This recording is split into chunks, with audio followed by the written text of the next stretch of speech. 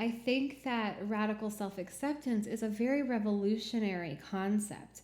You're the golden rhythm, got the strength to carry on,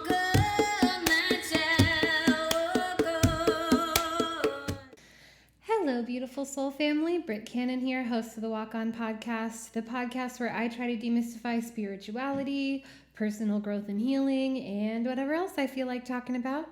This week's episode is called Radical Self-Acceptance, and it's about the sort of, at the same time, basic and ultimate level of self-love, which is radical self-acceptance, which is to say it is what it is. I am who I am. I understand that I'm doing the best I have, or the best I can with what I have to work with in this moment. And I also understand that all I can do is do better and do better and do better and do better forever and ever. Amen. I think that because we live in a punitive, punishment oriented society, I feel like capitalists have a very bleak view on humanity, right? They think that unless you give people, citizens, law and order, unless you give them punishments, unless you give them consequences, they won't make the right choice. It's the same way with Christian morality, right? Is without a God, how do you know how to do the right thing? And the answer to that question is simple. I feel what the right thing is. When I do the wrong thing, when I cause harm, when I am hurtful, I feel it. I feel it in my empathy. I feel it in my conscience. I feel it sometimes in guilt, in shame, in regret. I understand when I've done harm, and because I am a growth-oriented person, because I would only act harmful or cause harm under unconscious sort of circumstances, a lack of awareness. Once I am made aware, I make sure not to make that mistake again. And it's really that simple. We're all endowed with a moral compass, and it's just a matter of whether or not you use that, whether or not you listen to that. And I do think that there is something to be said for varying degrees of ability to access empathy. Having more empathy makes it easier to do this kind of work, and having less makes it harder, but I think we're all capable of making amends. And speaking of amends, that I think a lot about that step in the 12-step recovery paradigm, because it's such a beautiful step, but it's also challenging. I think that forgiveness is very... what's the word I want to use? It's very manipulated as far as how we operate in our interpersonal relationships. People think forgiveness means it's okay what I did. Forgiveness means, great, now I can do it again.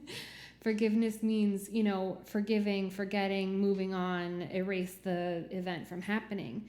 When really, and forgiveness is about the other, when really forgiveness happens within.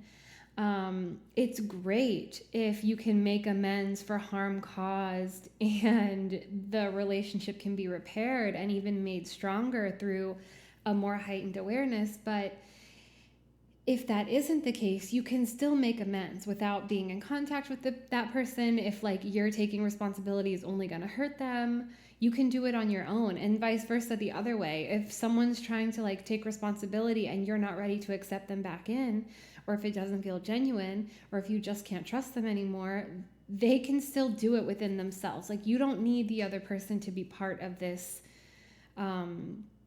taking stock of harm caused. And so all that being said, I think that radical self-acceptance is a very revolutionary concept. I think that it has a lot to do with, of course, self-compassion, self-love, confidence. I talk about it on all the levels. On a physical level, radical self-acceptance is this is how I fucking look. This is the size I am. This is the age I am. this is what my body is doing right now, and that's okay with me, you know, wouldn't change a thing, couldn't if I wanted to. That is like a kind of freedom. I know when I was less nuanced, when I was younger and like more black and white, and you know, I'm a Libra, so I tend to like swing to extremes before I learn how to level out. I was operating very much from a place of self-love, like self-love being the goal, self-love being the hot ticket, like that's where I want to get, and that's the place to be. And then through the years, I've been humbled. I've come into my nuance, you know, and I see now that radical self-acceptance is a more realistic and more sustainable goal, because this is how I describe radical self-acceptance. I talked about this in a couple videos ago, and I love this like image metaphor, so I'll probably use it all the time. But I think of it as like if you're standing on a beach and you're looking out at the horizon line itself is radical self-acceptance. If you are to fly up above into the sky, then you enter self-love land, and that's beautiful. If you are to dip below the water, you go into self-doubt, insecurity, imposter syndrome, self-hatred, you know, body image issues, deep wells of insecurity. You know, the deeper you go, the sort of more detached from self-acceptance you are, and the more like in judgment of the more in shame, the more in guilt, and that none of that is really helpful. But it's not really like realistic or sustainable to stay up here all the time in self-love. Like, I just love myself. I'm great. I'm a divine being. I'm so beautiful. I'm so sexy. I'm so wonderful. You know, like that would be nice, but life knocks us down. You know, life has a way of checking our ego. And I think those moments are good for us if we can use them productively. And so for a while I was like flying, you know, maybe 10, 20 feet up in the air. And then I had a really, really rough few years moving to New York, like encountering a lot of like very shallow, superficial, competitive, you know, sort of mean-spirited people. And also I went through a lot of like trauma.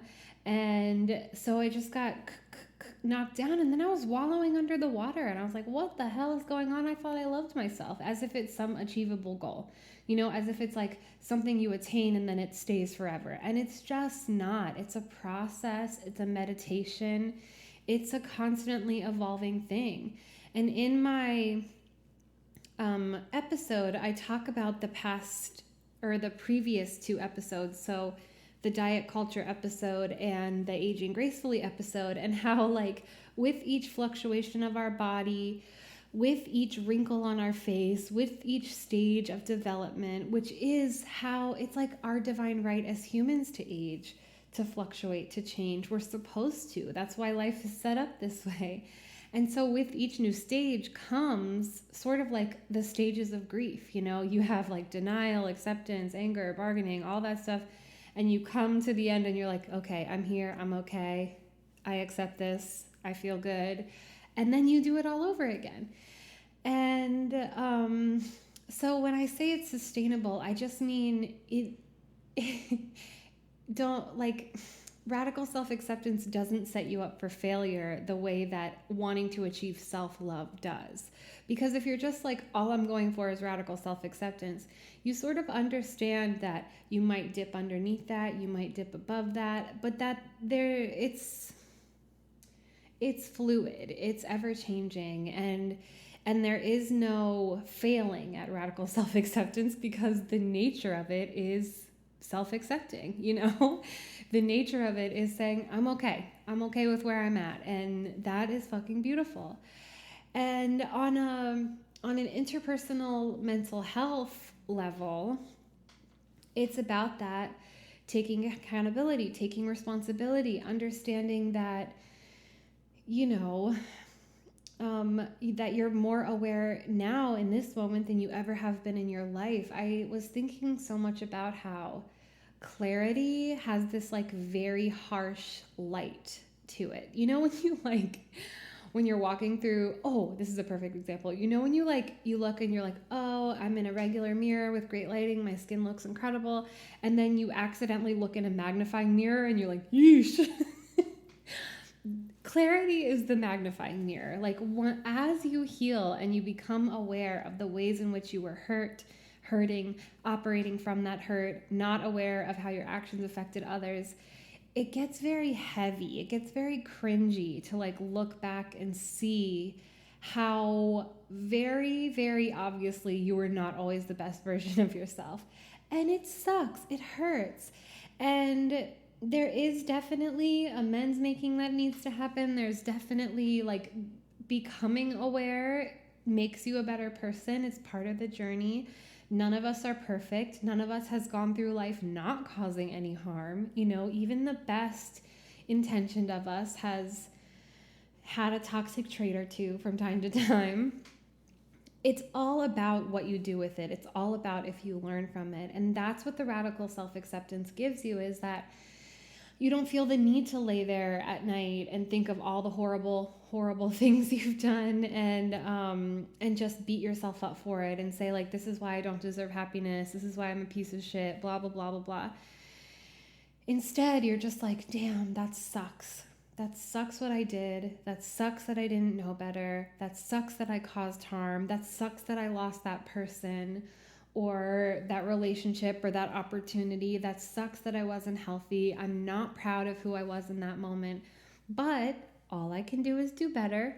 Now I know, won't do it again. Here I go, proceeding from this moment on, born again in a new truth of how to be a person in the world, right?